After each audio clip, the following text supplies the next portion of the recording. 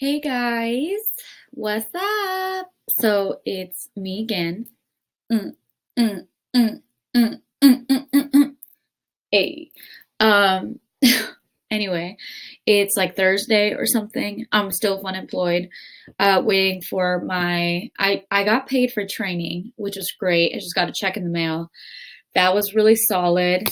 Um, but obviously, it is really interesting to be unemployed because, well, you're kind of on your own a lot. You have to stay so busy before you go crazy. Um, you do have a lot of free time to do things. And in that time, I worked at a coffee shop, but that didn't go so well because my skin got really bad from my eczema. And also, there was like some other issues with the coffee shop that I wasn't very, like, just workers' rights wise was very concerning. So I left.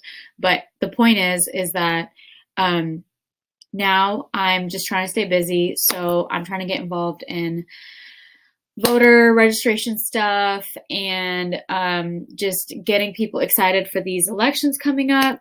Um, but what was I going to say? So I wanted to talk about um, how my skin is flaring again today.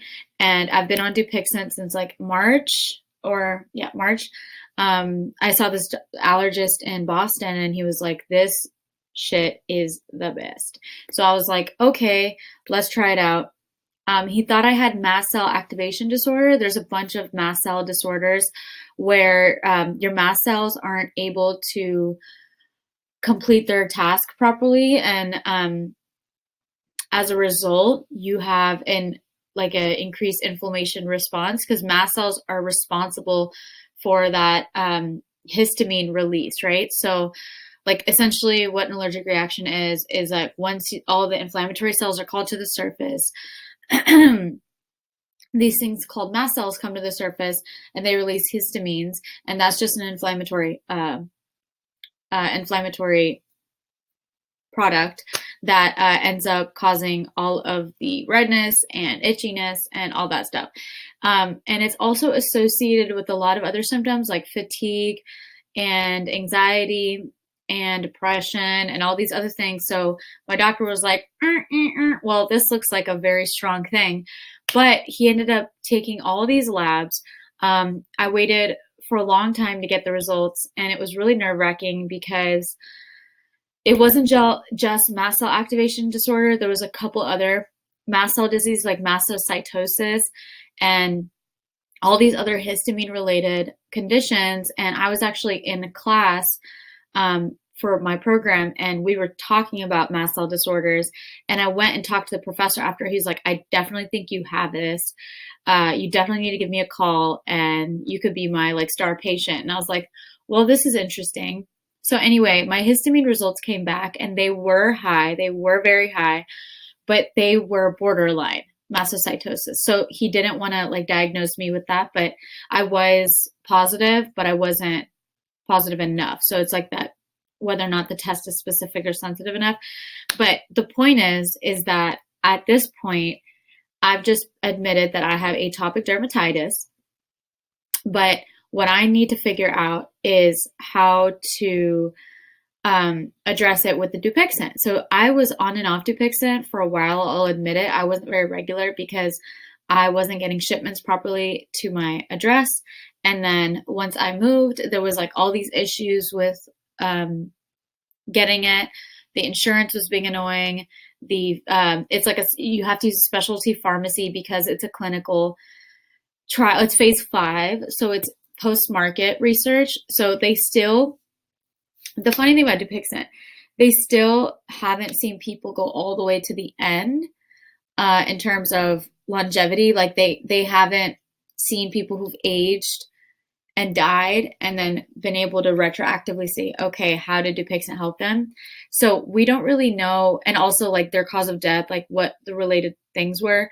So we don't really know the long-term consequences of Dupixent, which is cute, right? Because I'm on it, and a lot of eczema patients are on it. We do know what it looks like in animal studies, but no one has it hasn't been out for enough years where we can see these consequences. So it's kind of a gamble for all of us who are on it. And one thing I will say is I have been flaring up despite the fact that I'm, as of late, very regular on my Dupixent injections. I basically take it at home every 2 weeks, and they give you the instructions and stuff. But after a while, it's just an injection.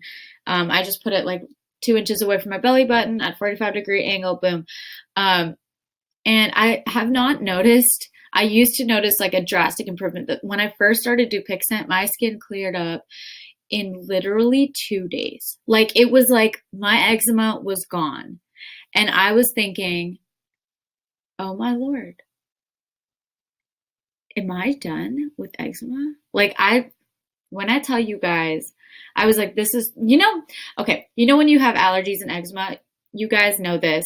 Nothing is ever that good. You know what I'm saying?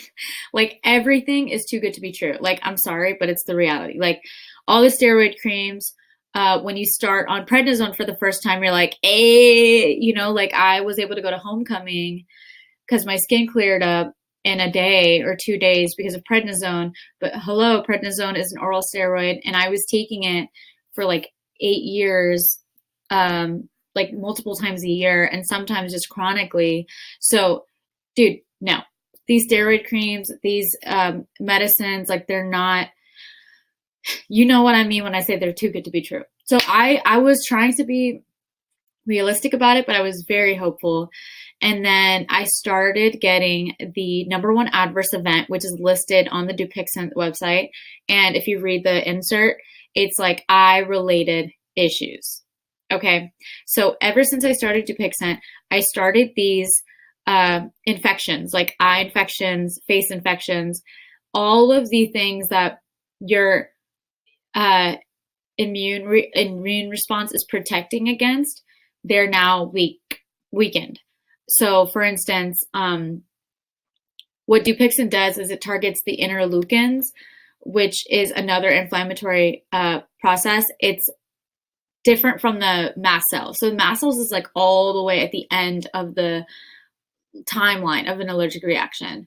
And before all that happens, you have all these different inflammatory processes happening. So what they were thinking with Dupixent is, why don't we go a couple of steps back and try to prevent that from happening? So that's what got them to be like, okay, these antihistamines aren't really working, so let me like go 4 or 5 steps back. And 4 or 5 steps back from the histamine release is the interleukin reaction. So by blocking the interleukin reaction, what I have noticed is that my allergic reactions to food, so I'm allergic to a lot of foods, and I used to get like 4 body system reactions, and now I only get I get like the gastrointestinal reaction, which is like the ringing pain in my stomach, in my upper abdomen, and then also I get the like the integumentary, so like the skin stuff. But I used to have a lot of trouble breathing. My throat would be completely closed. Everything on my body would be like swollen and hived up. And so it would warrant an EpiPen, because what they say is more than 2 body systems warrants you to use your EpiPen. So I was using EpiPen like literally once a month for my reactions. And so ever since then, I've used EpiPen a lot less. I can just rely on Benadryl for my reactions. I'm itching right now. Oh, I feel so good. Y'all know what I'm saying. Okay, anyway. So that's my experience with Dupixent so far. But what I'm telling you is that it was really good. But as you can see, I've been getting these reactions that are kind of just random but really intense. Like the lighting is not allowing me to show you what I'm saying. So this freaking flipped camera thing. Okay, I can't really show you, but there's a good example. You know what?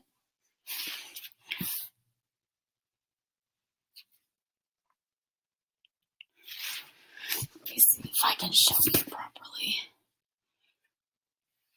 Okay.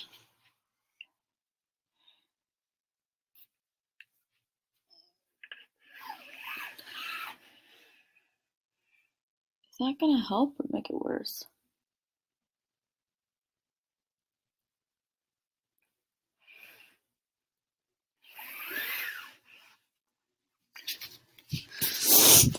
Anyway, so it's caused these weird flare-ups, and I don't. There we go. Do you see how it's so patchy? Like I cannot understand. I haven't had eczema like this since I was little, and it doesn't even look like eczema. Like it looks like little spurts of rosacea. So, but it feels like eczema, and it's very itchy at night. I know I itched it a lot last night because I woke up. I literally did not sleep. I woke up like every 30 minutes, like with an itch attack. But I when you're in the middle of your sleep, you have no idea what you're doing to your body in terms of itching, right? Like it's so hard. You guys understand what I'm saying. So anyway, Dupixent, I have mixed reactions. I will keep you posted. I have an appointment.